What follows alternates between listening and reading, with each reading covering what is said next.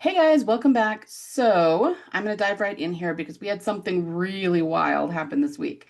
So, as you can see, Arian Baby 53 messaged me and she did tell me that I could share this. As you'll see, she went to the Georgia Con and she did record um, a bunch of the panel, but I tried to listen to it and it's really echoey. So if we can get a little bit better idea of what's being said there, I'll let you know, though it is talked about here as well. So basically, um, she says further down that these are just to cover up names.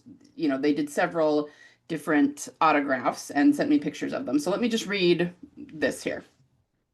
So I have some crazy information about the Atlantic Comic Con, and I'm going to break everything down because I think we just got hardcore proof that we're going to see season 5 footage and Beth's return. I have almost all of the Walking Dead panel recorded, and I'll be sharing that as well, but here's the TD stuff. The panel. Someone in the audience asked if the actors could break down their characters' deaths. Everyone answered except Emily.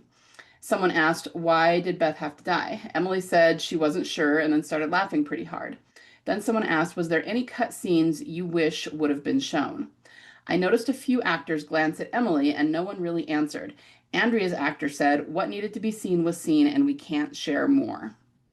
After the panel, I had a few people who wanted Beth's signature, so I ended up getting 5 autographs in total. It was pretty easy for Emily to clock that I was part of the TWD fandom, especially because I got Beth and Daryl quotes and pictures that she was selling signed by her. Now we get to the insane part. The line was empty since it was midday and most people had already gotten their signatures in the morning. So I go up and get all the custom autographs done, and she gives me this look like she knows what man I am, aka a shipper. I asked her if there were any changes to the script around Coda that she wishes we could have seen. And she said, well, we get the script 1 week early, so I'm not sure about any changes. Very scripted response. Then I asked her what the craziest part about filming Coda was. She said it had to be when everyone was outside, it was extremely emotional. We've heard that before. Here's where the shit gets sus. My autograph, sorry, let's try that again. Here's where shit gets fucking sus. For my autograph, I asked her to write a lyric from an upcoming song that she hasn't posted on Instagram or shared anywhere. Her and her helper were like, that's a super cool autograph. So she signed, I got home safe and sound without crashing, Beth. Like, hello, the other 5 autographs did not have Beth written on them. So we know it's not just something she was writing for everyone at the con. Now, this could mean she's just writing songs from Beth's POV again, but as we know, she filmed a car chase scene around Coda with everything we were just talking about, I got home safe and sound without crashing, is kind of a crazy coincidence. Me and the Bethel Discord are currently freaking out about it, not gonna lie. Okay, so then we have the different pictures that she gave us. Red marks are name sensors. And see, I believe this is I got home safe and sound without crashing. And then she's got Beth here. Not sure if she was breaking any NDAs writing that, but it could be a loophole because it was for a song. But I really wanted to share this uh, with you. If you want to post about it, you totally can. I just knew it was going to be really long, so I sent it in DMS. If you think this could affect Emily's return in any way, let me know and I'll keep it on the DL, but I thought I should 100% share it with you. Yeah, no, I mean, I'm not worried about that. If she shared it with you, then I think we're good to share it anywhere. But yeah, you guys, let's break this down a little bit more. This is kind of wild. So it's definitely suspicious that no one else or that everybody else answered and broke down their characters' deaths except her. That right there, we would side eye for sure. Um, we've established before that Emily doesn't have much of a poker face, so she kind of laughs really hard when she's nervous. Um, and then I think the one that really I think stands out is this right here. So Andrea's actor is Laurie Holden, and I was thinking about this and I was going, well, I mean, just what she says, first of all, what needed to be seen was seen, and we can't share more. That right there shows that they all know that there's things that we haven't seen that we are going to see, so they can't talk about them. I mean, it's proof of that right there. Does it automatically tell us what we haven't seen? No.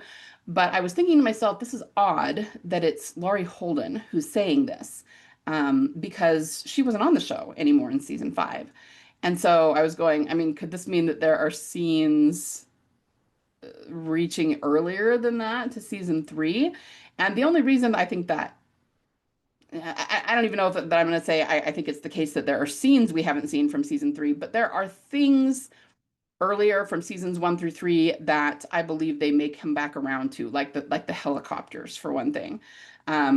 Rick saw a helicopter in the pilot flying around Atlanta, and then we had the governor killing the all of the military men and their helicopter in season three. And we've always linked that to the CRM since the CRM took Rick away. But my point is that I think at some point they may pull all of it together and be like, remember when this happened in season one, and this happened in season two, and this happened in season three, bleeding eye illness in season four. And I really think that at some point they're going to pull the entire thing together in a big way. And so I was thinking that could be what Laurie Holden is talking about. And maybe, this is why she's saying that. But it also could be that she knows very well about what's going on with Beth. I mean, especially because a couple of years ago she came out and talked about her contract and how she was supposed to have an 8-year contract, and this is what happened, and all of those things. It makes me think that she is very much on the inside and knows what's going on with it. So really quick, I'm going to switch to my messenger, and this is what WD Way said about this when I asked her about it. I sent this to my friends. She says, a couple of new thoughts. I love the part about Andrea's actress. I think her name is Lauren, something like that. Anyway, her response when Emily wouldn't answer the question. The Andrea actress said, what needed to be seen was seen, and we can't share more. The question was about scenes being cut, something along that line. I've always felt that she, Lauren, knew something about the plan for Beth to return, the fake out scene. The reason I've always believed this is that she, Laurie, had gotten such a bad death rap. The actress had signed an 8-year contract, and then her character Andrea was killed off in season three with the rumor that she would not play nice with the showrunner, the one that got fired at the end of S3. We all know the story about it being such a bad death, and Gimple came back and rewrote it, and they refilmed parts of it. But I remember that she, the actress, was very vocal about being cut from the cast so abruptly. And I also remember how she was vocal when Beth's character died, and then suddenly she stopped talking about it. I really felt like maybe Gimple or someone had kind of talked to her about it not being the same as her character's death, that there was something else going on. They might not have given her the whole storyline about bringing Beth back, but there was enough said that the actress decided that she needed to stop using Beth's character as proof of treating female characters badly. So, I mean, I didn't remember most of that, anything about Laurie Holden from back in the day. But that's a big deal. So the point is, I guess, that they pretty much confirmed here that there are things that we haven't seen, footage that we haven't seen, that if they can't talk about it, is still going to be seen. So this is what I keep saying about the missing 17 days and the footage we know that they took, at the White Church and behind the wall and everything in season 5 that Emily was definitely there for in the cabin that we saw her go into. If they were not going to use it, it probably would have been given to us, to the public, as a deleted scene, like, or a deleted sequence, right? But more than that, they would be able to talk about it. They would be like, oh, yeah, we filmed this, but that was kind of cool, but they didn't end up using it. You know what I mean? They would be saying things like this, but they're not. They're telling us they can't talk about it, and that, you know what I mean? They're just being really vague and really quiet about it. So I wanted to point that out. Okay, so let me talk about the panel just a little bit. I tried to listen to it and it is very echoey, but she got back to me with some stuff, and I will put the link in the show notes if anyone else wants to try and listen to it. But this is what she said.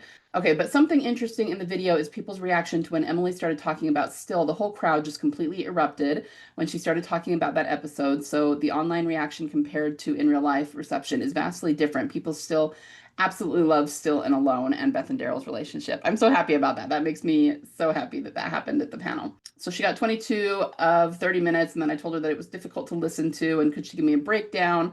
She says this. So everyone at the panel was Beth, Tyrese, Andrea, T-Dog, Jesus, Father Gabriel, and one other person, I think, but at the panel. Somebody asked if you could have had an extra scene, what would it have been? A couple of people jokingly said a sex scene, LMAO. And Emily said she wishes she could have seen herself as a walker. They talk about how hot it was on the sets and how some of their retinas got burned. They kind of summarized how they felt about The Walking Dead, and it was nothing but positivity. Somebody asked if there was any cut scenes from the show that you wish the audience could have seen, like I said earlier.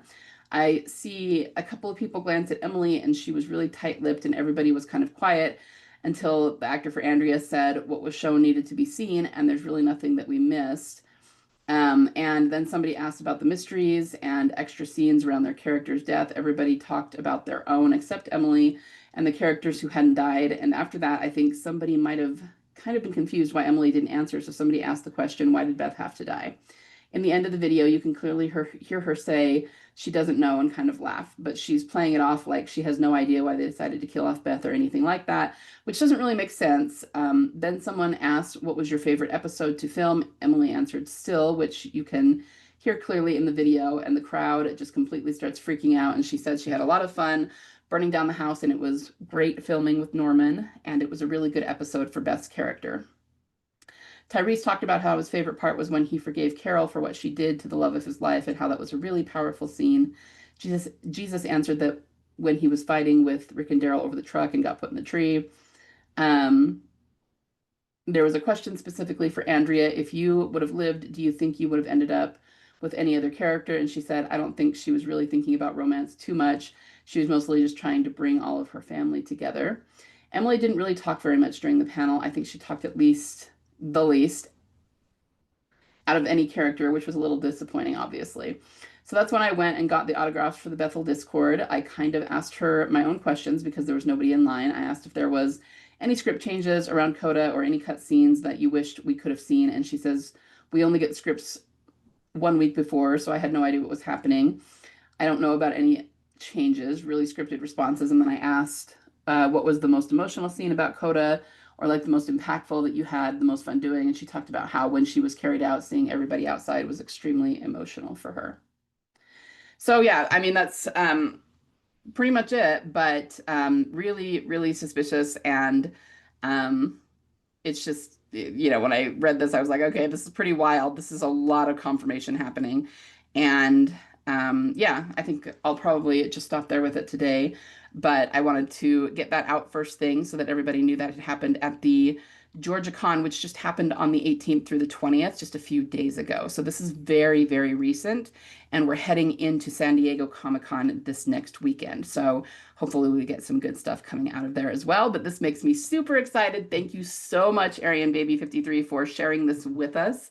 And it's really great, especially because it's so recent. I mean, there have definitely been some suspicious, fan encounters with Emily or whoever, or things that the showrunners like Gimple or Nicotero have said in the past, but a lot of them are quite a few years ago now. So to have something that just happened a few days ago that they're saying we can't say anything more about missing scenes, that's a big deal. Okay, that's actually a huge deal.